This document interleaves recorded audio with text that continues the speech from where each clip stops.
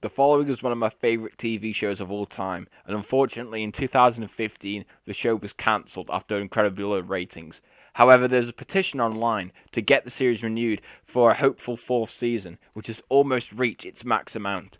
In order to raise awareness for the show, I've decided to do a review for all of the 3 seasons of The Following.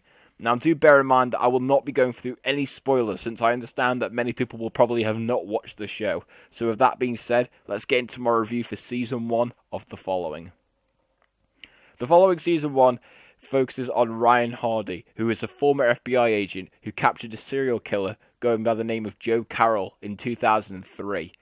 8 years on, and Ryan has now been called back into the FBI to stop that same criminal after he escapes death row.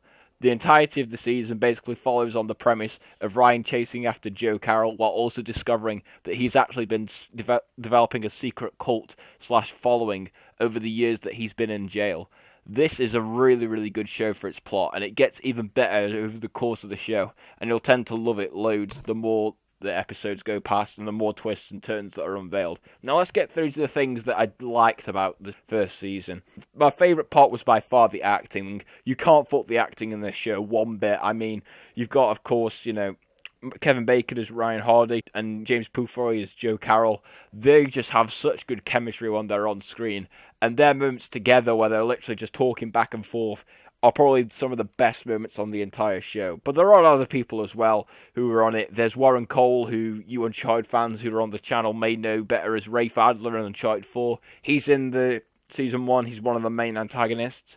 Valerie Curry, Shawn Ashmore, they're all here on it. And I mean, just the cast that they have such good casting because everyone gives an amazing performance. And just the characters in general are very fleshed out. With all of the serial killers, when I was first watching the show, I was expecting them all to be all generic and not get their own story. But it was the complete opposite. Whenever you got there, you saw their character, you got a story to them, and you in a way most of the time got a motive as to why they were doing what they were doing. And I loved it because most shows don't bother to do that. The cinematography in here for a TV show was incredible. Just how they used the sounds and for the kills and things like that, how they were able to film them, and just the style of it was really good. I just liked how they did it. Also, I would say that this is a show that you absolutely should not watch if you're the faint-hearted, because this is a pretty gruesome show. I mean, it's got a heck of a lot of violence and pretty gruesome kills. So yeah, if you're someone who's a bit squeamish, I wouldn't recommend watching this show, just saying it right now. However, I wouldn't say that Season 1 was perfect. It did have some issues, which stops it from being my favourite season of the entire show.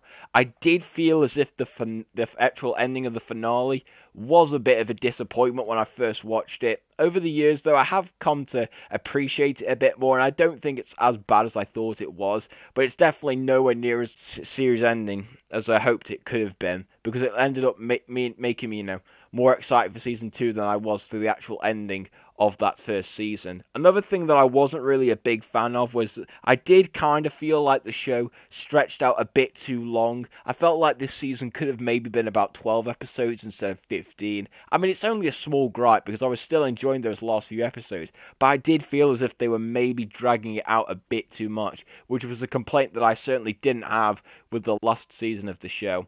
Overall, I would say that The Following Season 1 is a really good season, and probably one of the strongest first seasons I've seen for a show for some time.